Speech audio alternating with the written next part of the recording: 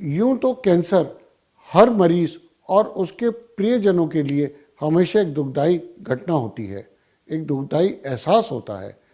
परंतु ovarian cancer इतने दबे पांव आता है कि अगर महिला अपने प्रति सजग ना हो तो केवल पीछे शोक संतप्त परिवार ही छूट जाता है। हमारे देश में ही केवल एक साल में तकरीबन 50,000 औरतें इस कैंसर के कारण काल का ग्रास बन जाती हैं। अगर ये कैंसर चालाक है और हमसे छुपने में सक्षम है तो हम भी ज्ञान के प्रकाश से इसे समय रहते ढूंढ ही लेंगे और इस कैंसर का खात्मा कर हम अपनी महिलाओं को सुरक्षित बचाकर बीमारी की जड़ से बाहर निकाल लेंगे। आज ज्ञान के इसी द्वीप को प्रज्वलित करने के लिए हमारे साथ medical oncologist doctor R P. Chaudhary. आप दोनों का इस कार्यक्रम में बहुत बहुत स्वागत है। डॉक्टर अर्पणा, मेरा पहला प्रश्न होगा कि ओवेरियन कैंसर क्या होता है? देखिए, ओवेरियन कैंसर को यदि हम आम भाषा में कहें तो यह अंडेदानी का कैंसर है। अंडेदानी की सेल्स जो हैं अनकंट्रोल्ड तरीके से ग्रो करने लगते हैं, जिसकी वजह से ओवरी में गांठ हो जाती है। वह गांठ काफ़ी बड़ी हो जाती है और वहाँ से सेल्स दूसरी जगह भी शरीर में फैलकर कैंसर करवा सकते हैं। जैसा कि मैडम ने बताया, जब भी कैंसर का शब्द का इस्तेमाल होता है तो कैंसर का मतलब होता है कि अनकंट्रोल्ड सेल डिवीजन। जब अनकंट्रोल्ड सेल डिवीजन ओवरी में हो जाता है तो उसके ओवरियन कैंसर हो जाता है। डॉक्टर चौधरी, इस बीमारी से एक साल में औसतन कितने लोग ग्रस्त होते होंगे? अगर हम ग्लोबोकॉन 2014 का डेटा लेते हैं तो लगभग हर साल दुनिया में 3 लाख फीमेल्स ओवेरियन कैंसर से अफेक्ट होती हैं।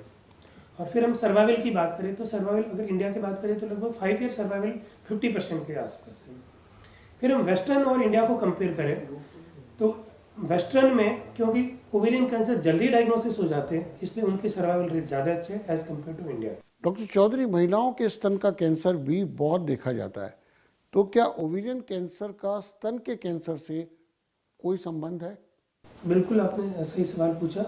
जब हम ओवेरियन कैंसर की रिस्क फैक्टर की बात करें तो जैसा कि मैडम ने बताया, उम्र जो है वो सबसे बड़ा रिस्क फैक्टर है।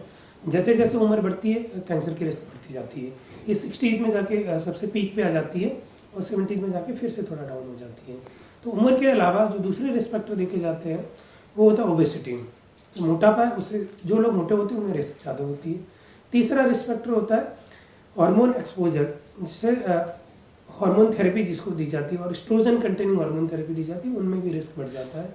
तीसरा टोटल पीरियड ऑफ मिनार्की, जैसे मिनार्की से मेनोपॉज अगर रहता है उसमें भी रिस्क ज़्यादा रहती है। जिन स्त्रियों में माहवारी जितना लंबा चलती है उनमें उतना ही ओवेरियन कैंसर होने की संभावना होती है।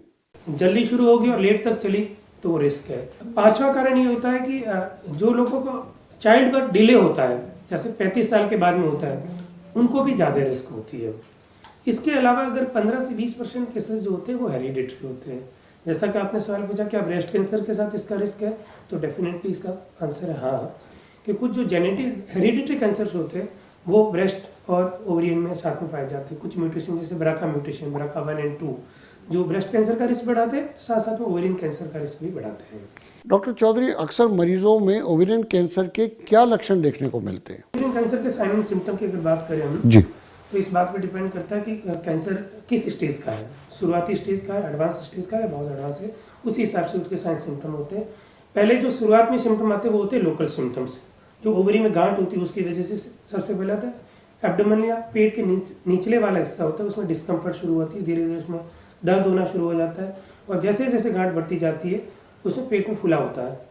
कई बार ये ओवरी कैंसर जैसे एडवांस स्टेज में होता है तो पेट में पानी भर जाता है, एब्डोमिनल डिस्टेंशन बोलते हैं, और उसकी वजह से यूरिनरी ब्लैडर पे प्रेशर पड़ता है तो बार बार यूरिन जाने के सिम्टम भी हो सकते हैं। साथ साथ में आंत वाले सिम्टम भी होते हैं, इंडाइजेशन होता है, जल्दी पेट भर जाता है, खाना खाने के बाद तुरंत बाद में ऐसा लगता है फुल ऑफ स्टमक फुल हो गया, ये हो जाता है। फिर और एडवांस स्टेज की बात करें तो जहाँ जहाँ बीमारी पहुँचती है उस हिसाब से उसके सिम्टम आते हैं। जैसे लीवर में चला गया तो लीवर के जो भी सिम्टम्स है, भूख कम लगना या पीलिया हो जाना, इस तरीके से होता है। लंग्स में चले गए या लंग्स से पानी चला गया तो सांस फूल जाना या खांसी का होना, इस तरीके के सिम्टम हो सकते हैं। डॉक्टर चौधरी, जब एक बार यह तय हो जाता है कि मरीज ओवेरियन कैंसर से ग्रस्त है, तब हम उसका इलाज कैसे किया जाए ये निश्चित कैसे करते हैं? लाइन ऑफ ट्रीटमेंट क्या होगा? कैंसर की सर्जरी होती है, कीमोथेरेपी होती है एंड रेडियोथेरेपी होती है। ओवेरियन कैंसर के ट्रीटमेंट में लाइन ऑफ ट्रीटमेंट इस बात पे डिपेंड करता है कि पेशेंट का ओवेरियन कैंसर किस स्टेज में डायग्नोसिस हुआ है।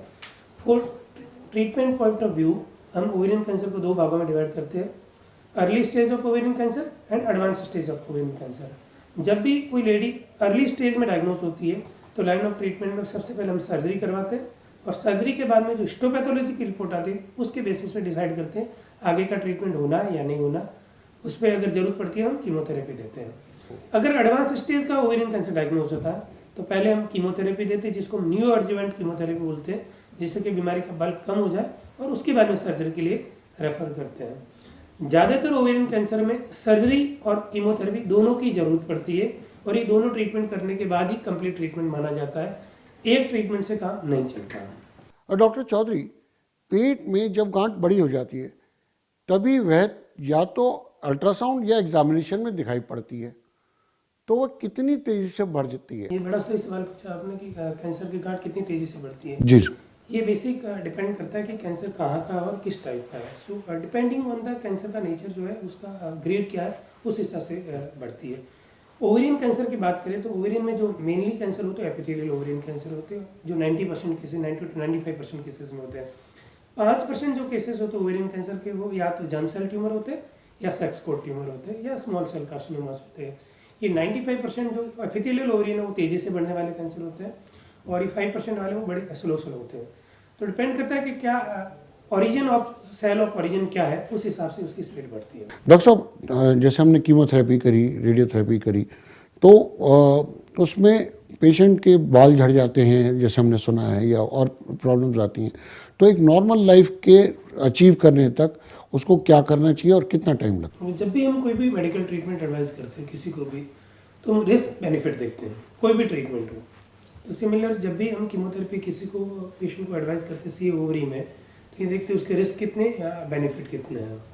तो ऑब्वियसली कोई भी ट्रीटमेंट थोड़ा बहुत साइड इफेक्ट करता है, पर आज की डेट में जितना भी ट्रीटमेंट है या कीमोथेरेपी वो वर्चुअली नॉन साइड इफेक्ट होते हैं, कोई खास साइड इफेक्ट नहीं होते। और जैसा कि आपने बताया कि बाल झड़ जाते हैं, या वो इस बात पे डिपेंड करते हैं कि कैंसर की कीमोथेरेपी कौन सी यूज़ होती है। तो ओवरी में जो कीमोथेरेपी नॉर्मली यूज़ होती है उसमें बाल नहीं झड़ते, 10% केसेस में झड़ सकते हैं, कुछ और खास साइड इफेक्ट नहीं होते हैं।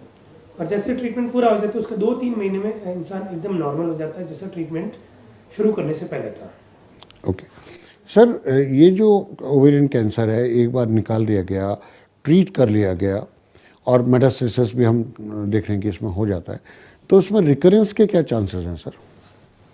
डेफिनेटली चांसेस रहते हैं, पर ये इस बात पे डिपेंड करते हैं कि ओवेरियन कैंसर जब हमने पहली बार ट्रीट किया उस टाइम में पेशेंट की उस बीमारी की स्टेज क्या थी, वो क्या शुरुआती स्टेज का था या एडवांस स्टेज का था, उस बात पे डिपेंड करता है कि रिकरेंस के कितने चांसेस हैं। और इसी को ध्यान में रखते हुए जब एक बार पेशेंट का ट्रीटमेंट पूरा हो जाते हैं हम उसको रेगुलर फॉलोअप पे रखते हैं। शुरुआत के साल में हम उसको 3 मंथली देखते हैं, नेक्स्ट 2 ईयर में उसको 6 मंथली देखते हैं, उसके बाद ईयरली फॉलोअप रखते हैं अप टू 4 to 5 ईयर्स तक। अगर 5 ईयर तक कोई पेशेंट को बीमारी वापस नहीं आती है तो उसको बीमारी वापस आने के चांसेस आम जो पब्लिक होती है उसके बराबर हो जाते हैं। सर, एक बार जब कैंसर का ट्रीटमेंट हो गया और पेशेंट ठीक हो गया, तो सर उसकी को क्या क्या प्रिकॉशन लेनी चाहिए? क्या कुछ खान पान में प्रिकॉशन रखनी चाहिए, या उसकी लाइफ पहले के मुकाबले किस तरह से बदल जाएगी?